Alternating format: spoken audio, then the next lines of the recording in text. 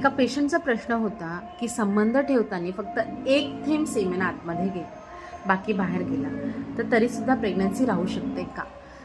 तर हो, एक थेंब सीमेनने सुद्धा प्रेग्नन्सी राहू शकते, कारण त्या एका ड्रॉपमध्ये सुद्धा हजारो ते लाखो प्रमाणात स्पर्म्स असू शकतात।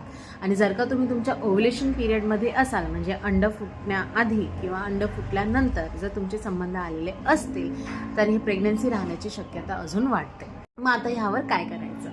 जर तुम्हाला प्रेग्नन्सी नाहीच पाहिजे, तर तुम्ही लगेचच्या लगेच एक कॉन्ट्रासेप्टिव्ह गोळी घ्यायची आहे। आणि जर का येणारी पाळी ही मिस झाली, तर तुम्हाला खात्रीसाठी एक प्रेग्नन्सी टेस्ट, ज्याला आपण UPT टेस्ट असं म्हणतो, ही करून घ्यायची आहे। आणि जर का काही डाऊट्स असतील, तर तुमच्या डॉक्टरांचा सल्ला घ्या। महत्त्वाची गोष्ट म्हणजे हे जे पुल आउट मेथड असतं, म्हणजे वीर्य सीमेन बाहेर टाकणं, बाहेर काढणं, हा सेफ मेथड नाही आहे। जर तुम्हाला प्रेग्नन्सी नाही पाहिजे, तर प्रॉपर कॉन्ट्रासेप्शन यूज करायचं, जसे कॉन्डम किंवा गोळ्या आणि कॉन्ट्रासेप्टिव्ह गोळ्या किंवा इंजेक्शन्स किंवा ऑपरेशन। व्हिडिओ आवडला असेल तर नक्कीच लाईक करा आणि फॉलो करा।